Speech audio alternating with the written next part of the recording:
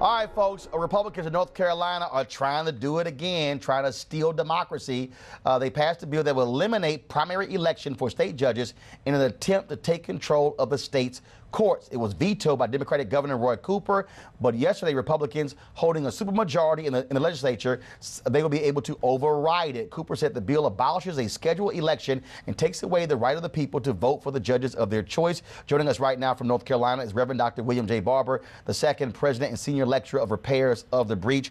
Reverend Barber, this is another example of Republicans in North Carolina using everything they can to steal elections, to steal power. They did it with voter suppression when it came to that bill cutting out early voting, when they tried to strip seats to the Supreme Court, shifting power from the Supreme Court to a lower court because the Democrats took a 4-3 majority. I mean, these people are unbelievable and despicable in what they are doing. Exactly, and there's a lie why they're doing it. You know, they are not playing. They recognize that the South has changed, the demographics have changed. They fought 6 years, spent $6 million trying to defend the worst racist gerrymandering program we've seen since the 19th century, and then the worst voter suppression bill we've seen since Jim Crow. $6 million, we beat them, they lost. They're supposed to be there redrawing the lines. That's what the courts have ordered. Instead, they called a special session. And what it's really about is last year in the election, an African-American brother won a Supreme Court seat, making the first time there are two African-Americans on the North Carolina Supreme Court, and the Supreme Court has been reeling them in and ruling against them. This brother won by 100,000 more votes. He won 76 counties in North Carolina. So this is what they want to do, Roland. They say they're canceling the primaries to redraw the line. That's not what's really going on. They want to put a bill before, during the primary season, to take judges from electoral process to a legislative appointment process. They want to put a constitutional amendment on the ballot. That's what this is really all about, because they want to take back the judgeship, the judges in the Supreme Court, and because Brother Morgan won in African America, 76 counties in southern state, it has scared them to death. And because we beat them, they are also scared. And this is what extremism is doing, which is why you and I continue to say you can't just watch Trump. You've got to watch the things and fight the things that help them get there. And a lot of the things that help them get there is what's happening in these southern states and in these legislatures. George, I'm going to say it again. You have a conservative Black Political Action Committee. And when will Black Republicans like you stand up to the ignorance and the bigotry and the despicable actions of your party members in North Carolina? We will stand up. When? But let me say this. No, when? Let me say this, a pattern. When? We're doing it now. How many, George? Hold up, George. George, wait a minute. A white George, woman or a black woman will always be the white man on the ballot for judge. White men do not win judgeships if there is diversity on the ballot. It's a fact. So why is your party doing this? It'll backfire. Whatever they try to do to save their seats, if they're trying to save a seat for white men for judgeships, it's not going to work. Reverend Barber, can you please explain to George what he is saying is BS? It's not BS. Listen, he's going to tell you. Listen. In fact, the matter, that's exactly wrong. No Republicans have stood up against this. They have led it, and this is what they've done. Now, this is really sinister. They've also passed a bill, a constitutional amendment, to put on the ballot called the right to hunt. It's about guns. Now they want to come back and they want to slip this constitutional amendment to put judges as legislative appointments rather than going through the people, because they're losing, because they lost on voter suppression and the demographics are changing. The primary is going to be light next year.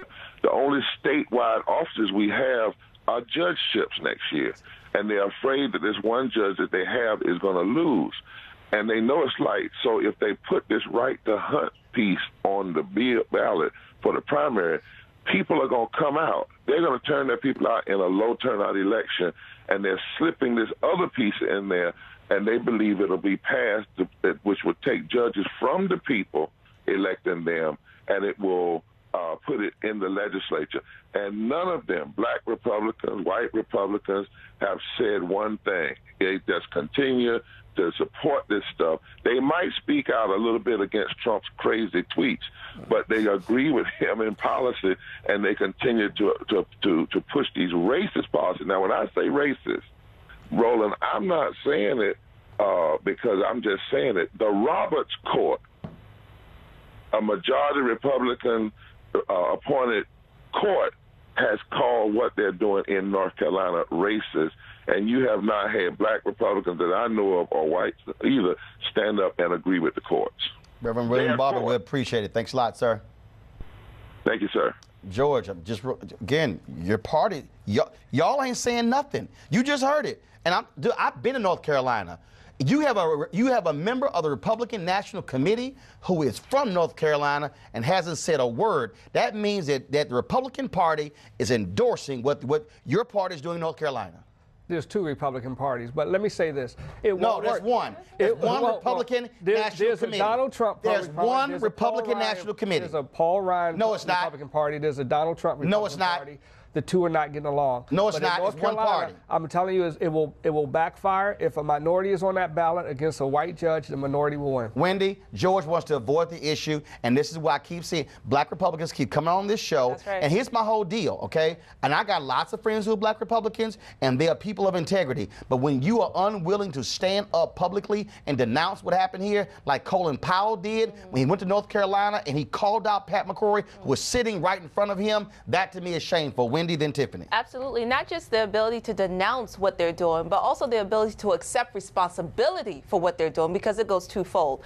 They voted for this man to be in office. It comes with the good, the bad, and the ugly. And so far in his tenure, it has only been the bad and the ugly, no good. So you have to accept that. And you have to accept the fact that if your party does something wrong, if your party does something nefarious to anybody, you have to say, we are going to check this individual. And no one has the guts, no one has the gall to sit here and check him publicly. And that is the big word. Publicly. You have to say, I do not agree with you. And George, the fact you are unable to do that is a testament to what I just said. With Tiffany, No, and this is a part of the strategy that keeps them so intact. And by them, I mean the right way. Like, that party, no matter what happens, not anything can happen, they are still loyal to the silence that takes place in keeping that party strong.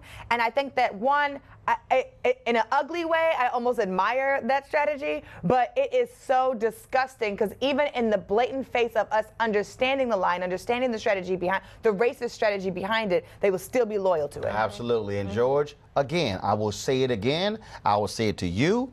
I will say it to J.C. Watts. I'll say it to Kay James. I'll say it to Brandon Cooper. I'll say it to Gianno Caldwell. I'll say it to every single Republican who has come on this show. When are y'all going to have a news conference at the Republican National Committee here in D.C., standing together as black Republicans and calling out the shameful tactics of your party in North Carolina? You have not done it. And in fact, when we had the earliest discussion about the Department of Justice and this FBI report, you said y'all were going to seek a meeting with Jeff Sessions. Has that meeting been scheduled? The meeting has not been scheduled. It has been put on the agenda, but it's not scheduled. It's been on the agenda, but I have asked scheduled. for it. Okay, well, let me know when that happens. I will. Because I don't want to hear all these individual actions by black Republicans as opposed to you actually doing something. Weekdays on TV One. I will never lie to you. Oh, my God.